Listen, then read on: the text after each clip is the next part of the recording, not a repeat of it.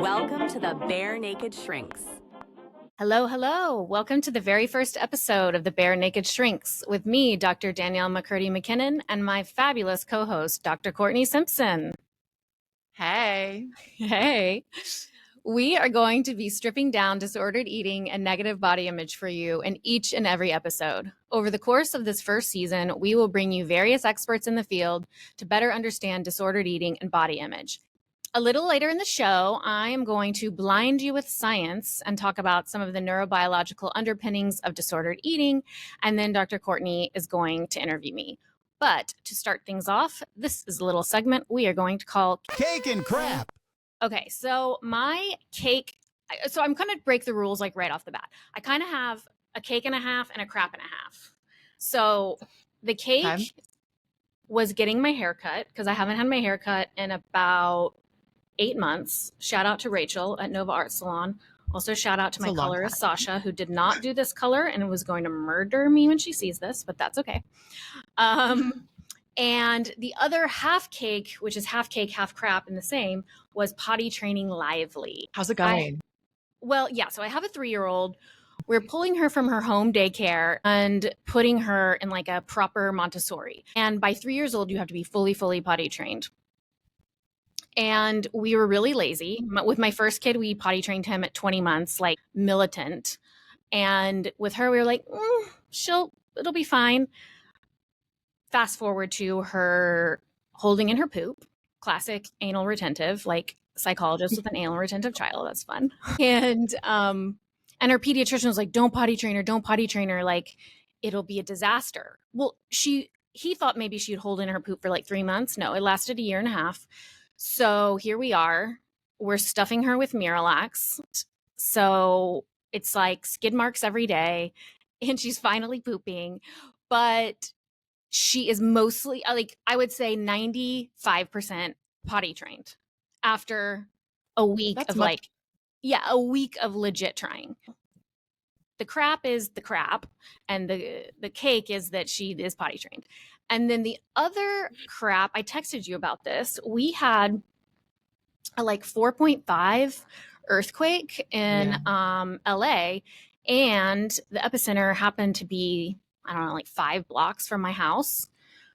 So I live in this neighborhood in Northeast LA. And when we bought our house there, it said like there's no fault line to disclose because it is on a fault line, the Puente Hills fault line, but it was inactive for 10,000 years or something. And suddenly, since I want to say either late May or early June, there have been so many earthquakes, and seismologists don't know what to make of it. Don't know if we even have earthquake insurance. Matt is supposed to be checking on that today. And the seismologists are like, it could just be like boop, boop, letting off some steam, or it could be like warning, big one. And they're leaning towards the latter. So that's my crap this week. What is your cake and crap? Okay, so my crap, I would say we've had some kind of family crisis thing this week that's been a little bit challenging to navigate. So yeah, I would say that's my crap. The cake, I've actually had a pretty good week otherwise than that. And so I've had it's hard to think of a cake because I feel like I had a lot of fun interactions with friends this week and had some really good conversations. Although I think my cake would be, so because of the family stuff, I've been communicating with my family a lot. And so for the past 3 nights, I've gotten to FaceTime my niece, Colette, who is my favorite person in the world. And we share a love for all things pink, rainbows, and unicorns. And so talking with her just really makes me smile and brightens my day. So it's been really fun. She's 4.5. Okay. Yeah. We've got to get her. We've got to get her and Lively together. They sound like us, like sisters from a different mister. Totally. We have the same interests. And that's why I love her so much. So yeah, so it's been really fun to chat with her. And she's been reading me books on unicorns and, showing me all her princess outfits and introducing her different unicorns to me. So yeah, that's been fun. Cute. Awesome. Okay. So moving on, I thought before we get to the science and the education part, we would have a little bit of fun. So for those of you who don't know me and Courtney, We are exactly pretty much 10 years apart and from different generations. I'm Gen X. She's a millennial / Gen Y. And so I want to do a little quizzy thing where we determine like how much of our generation are we actually, or do we really belong in a different one? Okay. So I'm going to give you some choices and you have to tell me which one. Okay. Okay. Favorite president: Reagan, Clinton, Eisenhower, JFK, or Obama? Oh, Obama. Okay. Favorite celebrity: Audrey Hepburn, J-Lo, Taylor Swift, Olivia Rodrigo, or Betty Davis? I mean, Danielle, I know your answer. You know it's Taylor Swift. It's Taylor Swift. Mine too. Obviously. Favorite genre of music: jazz, grunge, pop, rap, or classic rock? I'm a sucker for pop music. Okay.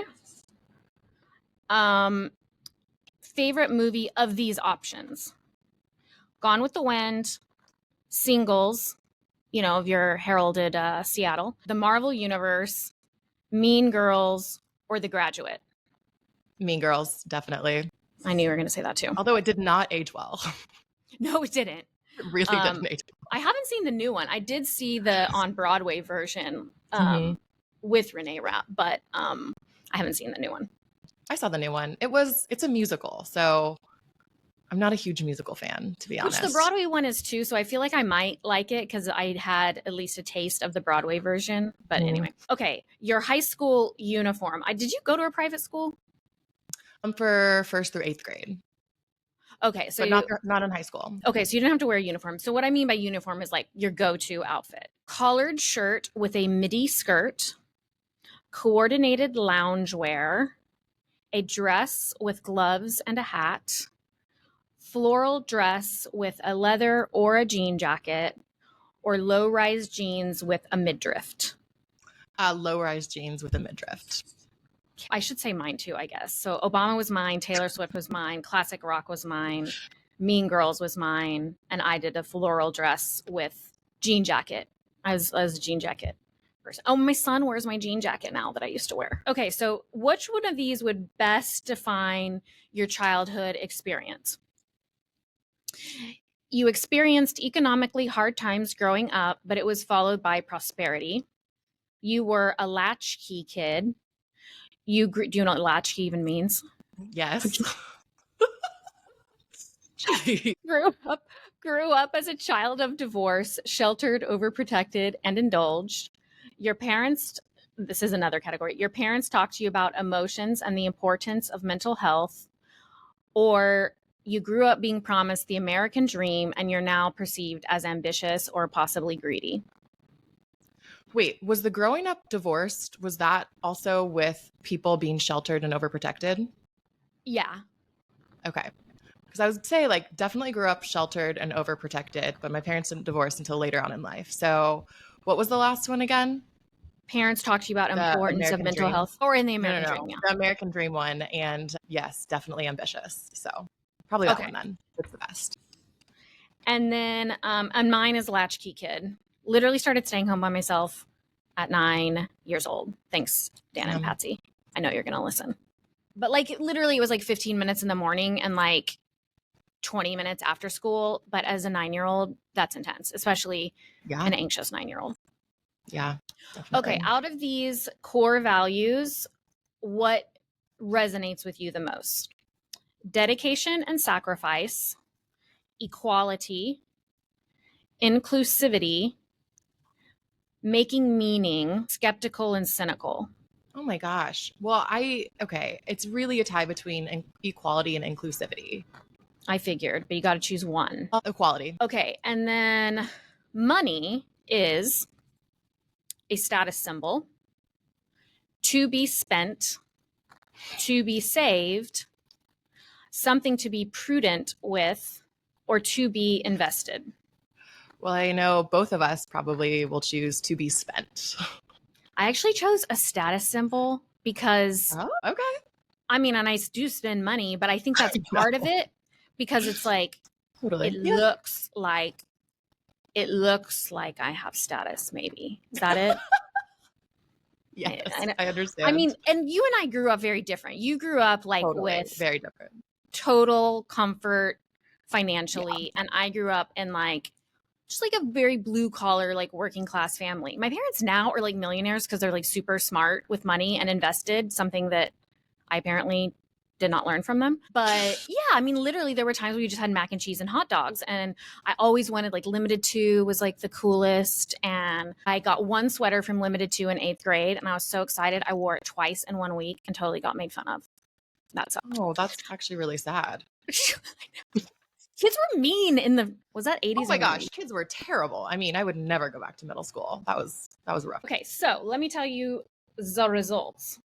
Most of yours did come from millennial. Taylor Swift, pop, Mean Girls, and low-rise jeans. Gen Z is Obama. The growing up being promised the American dream and equality are baby boomers. And then the to be spent is a Gen X. So you're a little mishmash, but most of yours are millennial. I have 2 baby boomers, 4 baby boomers, 3 Gen X, and 1 Gen Z. Boy, they. Danyale the baby boomer. I would not have picked that for you, but I can see it. I know. Well, Matt is my husband. Matt always says like I sound like a 1950s vernacular, like the sayings I say, and you know. So anyway. All right. Okay, now we're going to get ready for educational portion of the day. She blinded me with science. It's really challenging sometimes to break down like very complex, like scientific or sociological constructs, right? And it's hard to not get caught up in all the minutia and all the details. So we're going to try really hard, and we're going to encourage our guests to do so, to give more of a broad strokes educational speech, and also make it to where it's interesting enough for like researchers and clinicians and people in the field, but where it's understandable and digestible for the average person or someone with lived experience or someone whose kid has an eating disorder. So that is kind of the challenge. And I'm, being our inaugural episode, I will try to set the scene. I need my reading glasses because I started needing reading glasses in the past year. These are my Jeffrey Dahmers, I call them. So I have to use notes, A, to keep me on track, and B, so I don't say something dumb. So of all the things that we are going to talk about, we're going to have on our website, barenakedshrinks.com, we're going to have downloads, visuals, if there's any kind of worksheets. Additionally, we're going to include citations of what we talked about for people who want to do a deeper dive. And we will have a few articles for people who maybe don't have open access to research, but like want to do a deep dive into an article. So anything that I talk about, you're like, what is that? Go to the website, look it up. And those of you who are watching this via video, the visuals will be in the video. Okay, so the neurobiology of eating disorders could literally fill an entire textbook, right? Like I forget you were at UCSD too, which is very neurobio. So I know that wasn't your like jam, but I want you to ask me for clarification. If anything, if you're like, okay, someone might need to know, or like you're speaking a lingo or whatever. So you just be like, time, buzzer. And then also put into context, there's various eating disorder diagnoses: anorexia, bulimia, binge eating disorder, other specified feeding and eating disorder, ARFID, avoidant restrictive food intake disorder. For this episode, we're going to focus on anorexia and bulimia, mainly because those are the ones that have been most studied. I mean, those were the very first diagnoses in the DSM. I don't want to leave out other disorders, but for brevity and because the most has been done, that's what I'm going to talk about. It's definitely area for future research is needed on some of those other disorders for sure, because so much of our Definitely. research is really focused on like clear cut bulimia nervosa and anorexia nervosa, Right. which And is like not always what we see in practice. not at all. I Not would at say all. of my whole caseload, it's like mostly OSFED. Right. Yeah, totally. Way more common. And binge eating disorder more than any of the others. But binge eating disorder is getting a little bit of coverage lately. So anyway, I just want to make it clear that's what we're focusing on, and I'm not leaving the others out, but that's why we're talking about this. And then when we think about anorexia and bulimia, there's been a lot of studies on temperament and traits. Obviously, not every person with bulimia is the same, and not every person with anorexia is the same, but trends go in the direction of people with anorexia nervosa, especially the restricting subtype, having a more over-controlled, reticent, perfectionistic, harm avoidant temperament, whereas those who binge and purge, honestly including A and BP, bulimia, and binge eating disorder, tend to be maybe a bit more under-controlled, maybe a little bit more reward-seeking. So neurobiological vulnerabilities make a big contribution to the pathogenesis of eating disorders. Pathogenesis is a fancy word for development, maintenance, chronicity, how they present and how they stay and how they don't go away, essentially. So, Dany, question. Uh-huh. Are you saying that there's a biological component to eating disorders? I am indeed. Okay. Biological, a genetic, and which is what we're going to dig into. So I hope that's really validating to a lot of people, because that like in the 90s and even in the early aughts, it was like, oh, eating disorders is like vanity, like skinny white girls. And that is absolutely not the case. Eating disorders, as you're going to talk about, come in every shape and size, every color, every sexual orientation, every gender. It's really fortunate that both of our former mentor, Dr. K at UCSD, started studying these things in the late 90s, the neurobiology of eating disorders, that is, and has come a long way with understanding these concepts, and has led to other researchers looking into things. And there's a whole litany of literature now. Again, to say I can't talk about all of it. And that leads me to say there's a lot of different ways to study neurobiology. There's fMRI, which is like when you're in a scanner and you do a task. There's MRI, which is just like scanning, being still, looking at structures. There's PET, positron emission tomography, which use radioligands. There's functional connectivity studies. I mean, there's so many. So a lot of what I focus on is fMRI studies, because those are really interesting, as well as the MRI, because the structure and size, brain volume is interesting to me as well. The brain is obviously super, super complex. It's the most amazing evolutionary structure ever. When I say evolution, I mean from like reptiles all the way to primates and humans, which means there's different brains in all of these creatures. It's called the phylogeny of the brain structure.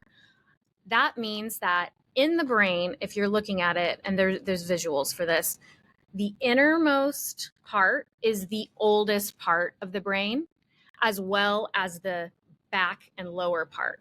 The brain evolved inside out, with the cortical, the little gyri that you think of when you see a brain, being the most recently developed part of the brain, and the limbic reward system in the very middle. And then the back towards the front, the back is more breathing, necessary for life activities, breathing, heartbeat. The frontal part, right in our forehead, our big old foreheads that we've developed, is the frontal cortex. And that is the most advanced. That's how we do math. That's how we do abstract reasoning.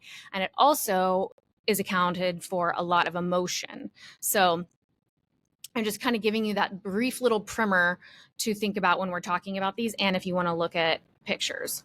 So of all of the areas studied in the brain and in eating disorders, there is a lot of findings. So I'm going to focus on a few of the main structures. The orbitofrontal cortex, the OFC, is involved in decision-making, reward, taste.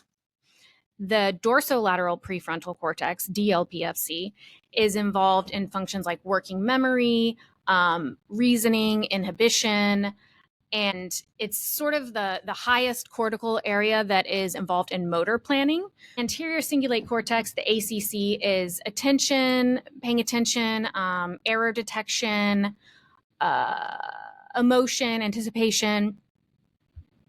The insula, my favorite, is interoceptive awareness, which is basically reading your body and understanding your body. So an example of interoceptive awareness would be if you're full and your stomach is distended and you feel that pressure. That's interoceptive awareness. It also can be you are anticipating something like an emotional thing to happen, like, oh, this is going to be really hard and this is going to be super emotional and don't like that feeling, or I do like that feeling.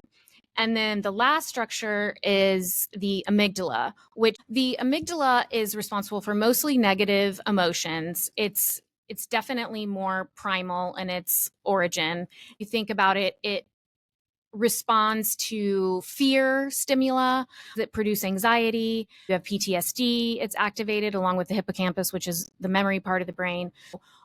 It's obvious that many of these structures play a role in eating disorders, and that is supported by research, whether it be volumetric sizes of the regions, whether it be activity of the regions, over, under.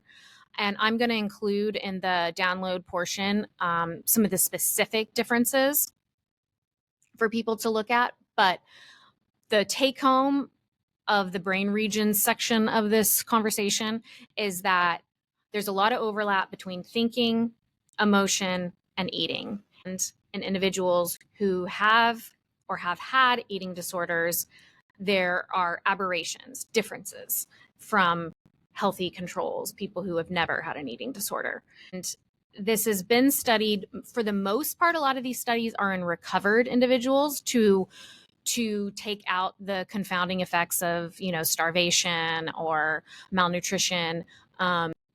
There also is some, the limitation is, could it be a scar? Could it be a brain scar of the disorder? But based on the commonalities with the temperament and personality traits that existed like pre-morbid, before the eating disorder ever happened, we can surmise that it probably did predate it.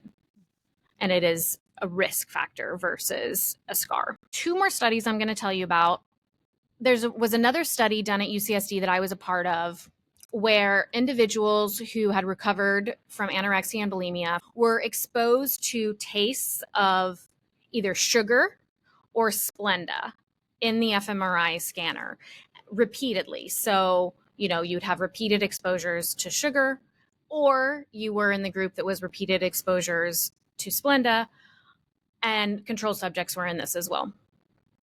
Individuals with anorexia tended to have a decreased sensitization to the repetition of sugar. Means that your response got blunted. Like if you or I take a bite of a cupcake, right? We think, that tastes good, I'm gonna have another bite. Whereas somebody with anorexia nervosa or even recovered from anorexia nervosa takes a bite of that cupcake, they're like, it's enough. The second bite doesn't taste as good. It in fact tastes worse and more aversive. The opposite is true in bulimia nervosa. With repeated exposure, there's increased sensitization, meaning a more heightened response. So it gets better and better and better, which makes sense because that explains how you could eat an abnormal amount of food. I'm putting quotes in the air because that's what the DSM says, in a short amount of time. And it also makes sense as why someone with anorexia could say no and repeatedly find it aversive to going to a party and having cupcakes with their friends. The one other kind of interesting thing was that bulimia, individuals with bulimia, recovered from bulimia, repeated exposure to Splenda, they had increased sensitization. So it didn't matter if it was caloric or non-caloric. it still was very rewarding. So, okay, last study is pertaining to serotonin. So these studies were done about 20 years ago, but they are literally the most fascinating to me of all. They tell patients about it all the time, and it's acute tryptophan depletion studies. Tryptophan is an amino acid that's only found in food. So we can only get it by eating. It is the precursor to serotonin, meaning you have to eat to have serotonin in your channels effectively. That also means that if you're taking an SSRI, which is a selective serotonin reuptake inhibitor, you need to be eating to absorb it as well. That's important for people with anorexia who are taking SSRIs to know. When someone has anorexia, they are hyper serotonergic, meaning in their, do you remember those Zoloft commercials from the 90s? Probably not, but with the little guy with the little Yes. character and the like neurotransmitters in the channel. Mhm. So picture that image. Someone with anorexia nervosa has a lot of serotonin in that channel. And you think, oh, the more the better, like, woo, like, no. It is really aversive for someone with anorexia because it increases anxiety. So too much of a good thing is too much. That anxiety is quelled by eating less. So there's less tryptophan automatically. Tryptophan is in protein and carbs for the most part. Therefore, their serotonin gets leveled out and they feel better by restricting. You know, if you or I don't eat, we're like hangry or, you know, very aware. It makes us like irritable or down. Whereas someone with anorexia, it actually brings it all down to a level. And that is how people are able to starve themselves to such a degree that they could potentially die. Side note, most lethal of all eating disorders, 10% of those with anorexia eventually succumb to their illness. With bulimia, the opposite is true. They are hyposerotonergic, meaning if you look at that little channel guy, there's just a few little dots floating around. And by eating more, consuming tryptophan, they are able to increase their level of intersynaptic serotonin. That also makes sense because the cycle with bulimia is dieting, which is food restriction. So therefore their serotonin gets way too low and they really need to overcompensate. So therefore you eat a lot and the food is rewarding and both serotonergic. And then the purging is additionally rewarding because both the cognitive thought of like, okay, I'm not going to gain weight, but also because of the physiological release of endogenous opioids. So all of these behaviors are rooted in biology. They are rooted in neuroscience. I just want to validate the crap out of people who are suffering, who have tried time and time again to get better. It may seem, oh, doom or gloom. This is, I can take off my glasses now. This is biologically based and da. But you know what? So many things are biologically based. ADHD, right here. Depression, right here. Anxiety, right here. But you can learn to overcome it. You can learn behaviors. You can take medications, which I am all for. Kind of reverse some of these premorbid things. So that's all I got to say on this subject. I hope it made sense. And Can I add something? yes, please do. Yeah. So I was just thinking about, I have to admit, like, I am not a neuroscientist and this is not my area of expertise. However, I mean, I'm not a neuroscientist either. I'm just like, I just play one on Sundays. Well, you've done research in this area, yes. and I haven't. So I guess that's kind of more what I mean. And yet being at UCSD for 5 years and, hearing Dr. K talk about this topic multiple times and working with Dr. Christina Morenga, I have some familiarity at least and can at least kind of talk about it that is a little bit digestible for patients. And I think one thing to note is that especially in, more recent years is that not only are we finding that serotonin is one of the neurotransmitters that's really important in eating disorders, but dopamine is as well. Yes. And so I know that doctors Kay and Waranga have done research looking at the altered reward and punishment sensitivities in eating disorders and how both, again, looking specifically like anorexia nervosa and bulimia nervosa, how they have this altered reward drive to eat. And so what we see with individuals with anorexia is that they have this like enhanced ability to inhibit eating. And so they actually get anticipatory anxiety when they think about food. And when they're presented with food, they experience a lot of anxiety and for that reason then avoid. And so that avoidance helps them regulate their emotions. Now, bulimia nervosa, on the other hand, they have a reduced ability to inhibit eating. And so they are more sensitive to reward. And the reward actually might not be appropriately devalued after eating. And so this actually can then contribute to binge eating.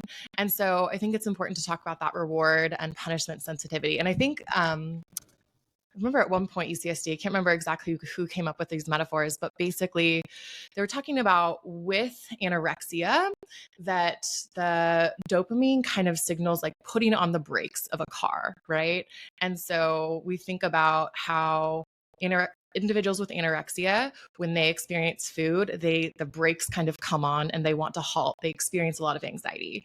And so to reduce that anxiety, they don't eat. On the other hand, with bulimia nervosa, they are more susceptible to enhanced reward. And so they see food and they step on the gas pedal and they're really drawn to then eating food. I love that analogy. And yes, definitely. And there's so many other neurotransmitters, including GABA, and have more online for everyone if they are interested. Next, we are going to move on to the Interview the expert. This episode, Dr. Courtney is going to interview me, and next episode, Dr. Courtney is going to present and I will interview her. So you're getting the first 2 episodes getting to know us, and then future episodes we will have guests. Okay, so Dr. Dany, where are you from? Where were you born and raised? I was born in Oklahoma, raised in Oklahoma, went to college in Oklahoma, and then went to grad school in Kansas, which Lawrence, Kansas is very cool, by the way. It is a fun college town, beautiful. I met my best friend there, BFF for life, Leslie. She will be on a future episode.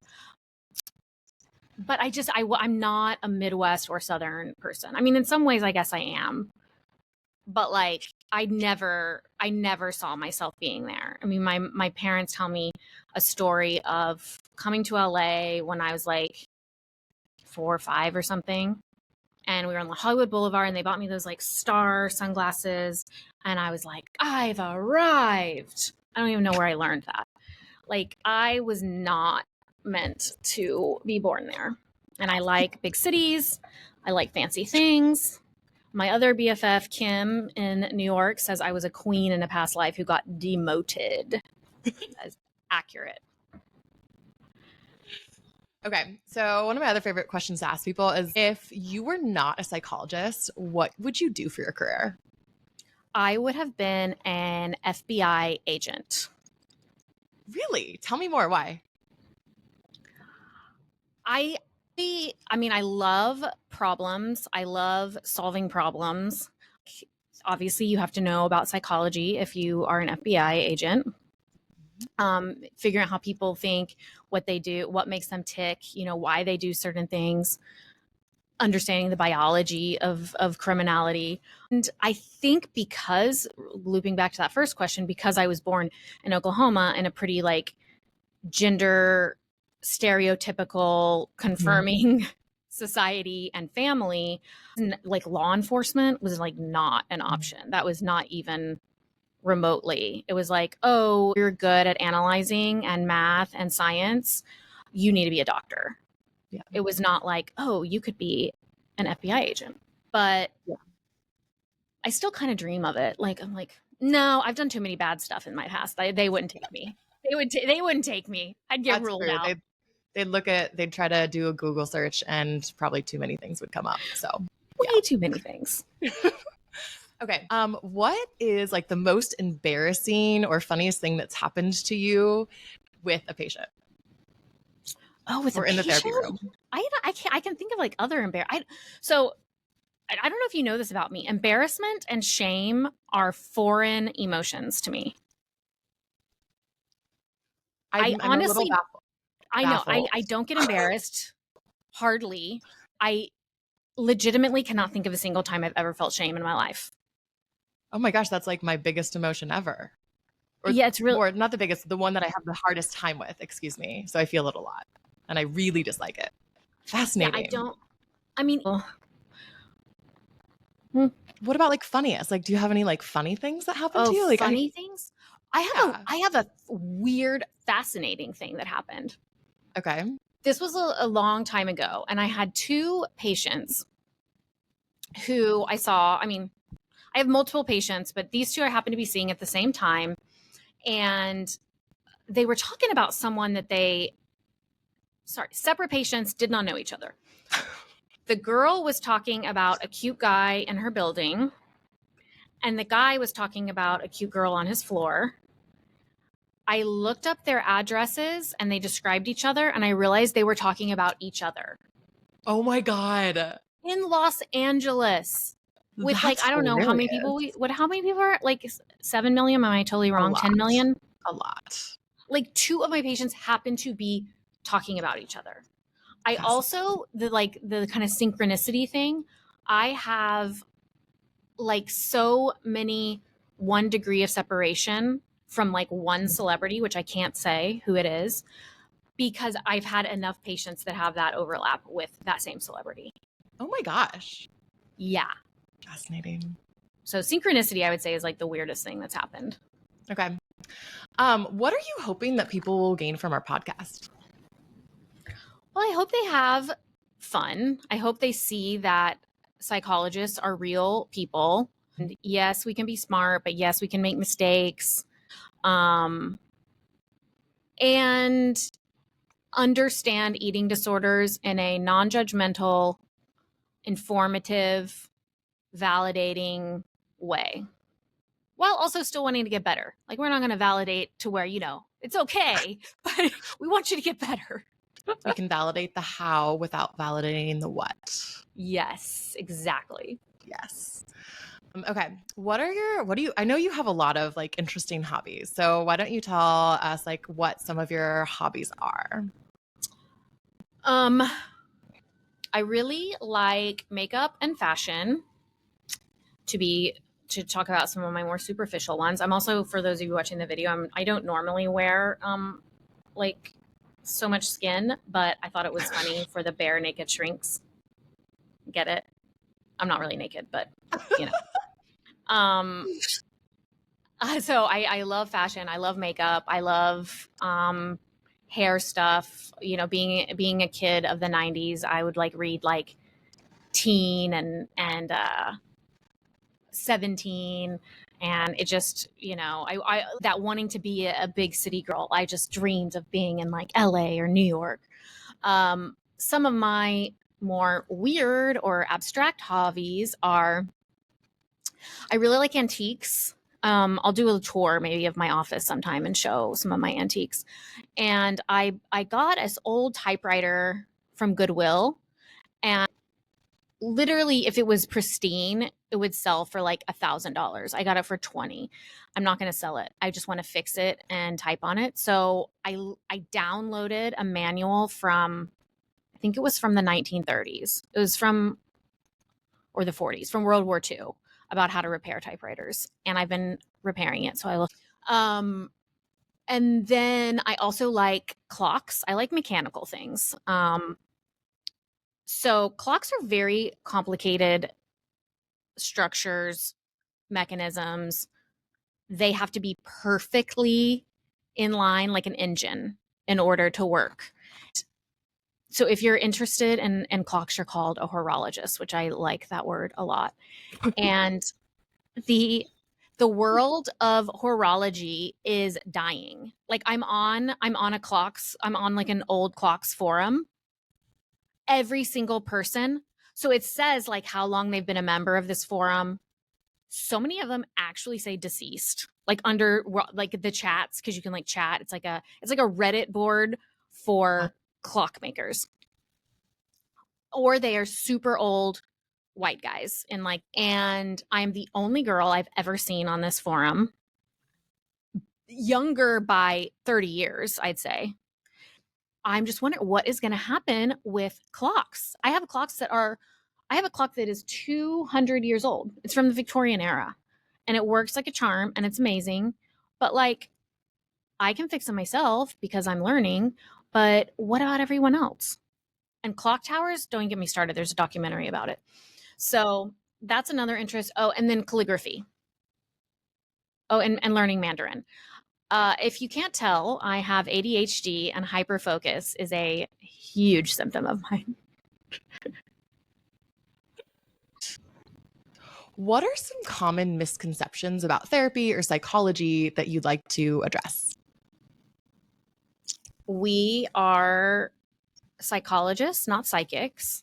How many times do you have somebody be like, oh, what am I thinking? Oh my God. Every single time I tell somebody that I'm a psychologist. I feel like when I travel, I've like learned to just like not say that. I'm just like, oh, I work with people, because otherwise they'll just like, ma. It's so annoying.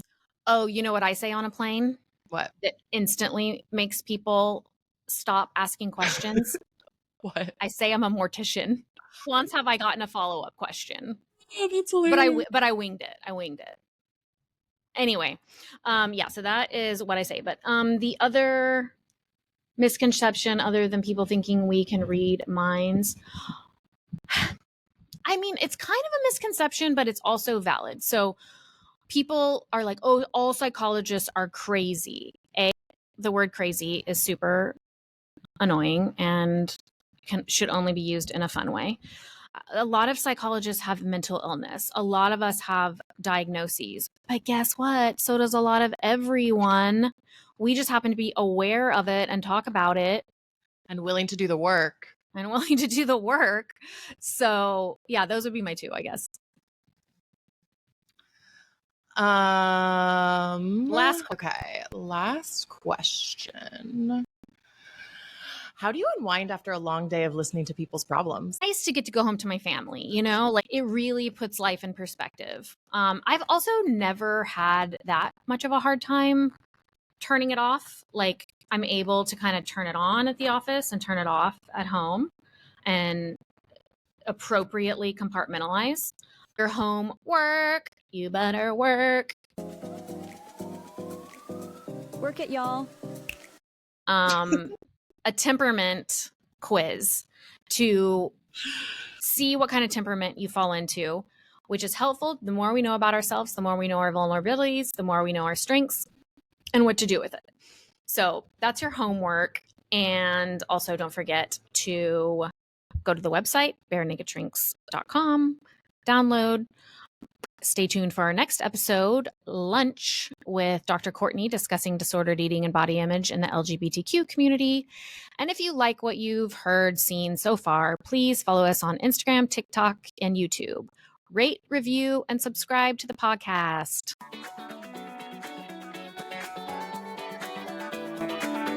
See y'all next time.